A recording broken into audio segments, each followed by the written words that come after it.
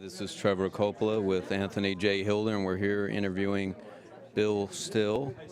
He's done many great movies: The Wall Street Money Masters, Wizard of Oz, Secret of Oz, and Jekyll Island is his new work here. So, how did you first get into all this stuff regarding the New World Order? Well, I was a managing editor of a newspaper in Northern Virginia, and an old guy called me up one day and said, "Boy, have I got a story for you. There's no gold left in Fort Knox." And I just kind of rolled my eyes, and I developed a way to get crazy people off the phone because they'll take up all your time when you run a newspaper. And so my response was, "That's great. Send me something in the mail." And the crazy people never have anything to send because they just have a theory, and the serious people have something to send. And this guy was serious, and so he sent me a big, thick sheaf of papers showing that the federal government although they're required to do a physical audit annually of the gold reserves in Fort Knox, which was the largest treasure of gold ever collected in the history of the world, 72% of world gold at the end of World War II. One has not been done since, guess when, 1955. So as a newspaper reporter, it was clear the government was hiding something, but I just could not figure out how this all fit into anything. And it took me about 12 years to write my first book on the topic, which was called On the Horns of the Beast, the Federal Reserve and the New World Order. And then an investor read that book and liked it and said, "Let's do a video." And I said, "Okay," and that was The Money Masters, and that's kind of how it started. We filmed it in 1995 and put it out in early 1996. I've watched that movie many times. I think I have it almost memorized. That's very good work. No, there's only two answers. There's only two ways to fix this, and that's not gold, it's not silver, it's not any type of basket of commodities. It's to do just two things. Number one, you have to eliminate the ability of the federal government to borrow money, because they borrow primarily from banks. So as long as the government is borrowing from banks, you have the very definition of the term plutocracy. And you cannot possibly have any legislation, effective legislation, come out from Congress when they're borrowing from banks.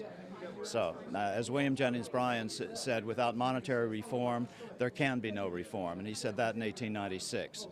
So then the second thing we have to do is to eliminate the ability of banks to, in essence, counterfeit U.S. money. And this is the same problem worldwide. It's called the debt money system, where all money is created as an interest-bearing debt by commercial banks, instead of the way it used to be, which all money was issued by the governments, the sovereign, for the benefit of all the people equally.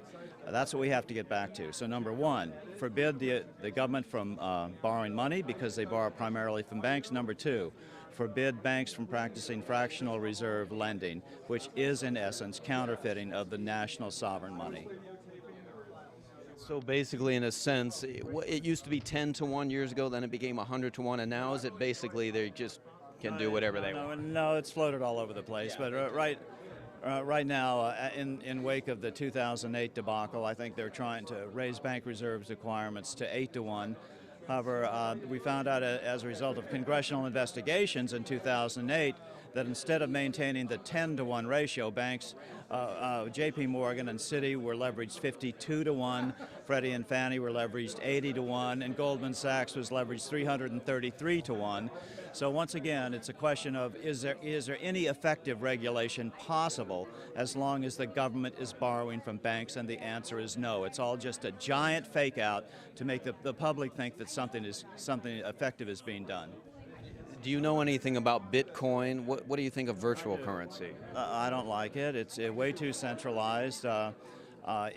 It's an experiment that's going on, I'll put it that way. If it succeeds and it turns out to be a good thing, okay, but I doubt that that's going to happen. I think it's just an overly centralized deal where the guys who went in early are going to defend it till the end of their days because they got in early. It's just like the gold bugs. You can never convince a guy with a big pile of gold that gold isn't the answer. It's impossible. So I think that's the problem, and it certainly is not a democratized form of money. I don't own any Bitcoins. I don't own any gold. I own silver coins, junk silver coins. But gold has always been the money of the rich, and it's scarce money. And certainly that's the very essence of Bitcoin, is to be scarce money to drive up the price. Well, that certainly does not help. It's not in the public interest. It certainly doesn't help the case of freedom or the case of democracy. It's going to make a few people very wealthy, and already has, but it doesn't serve effectively the public interest.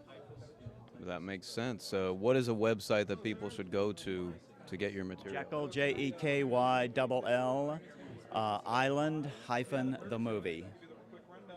Sounds good. Thanks a lot for your time.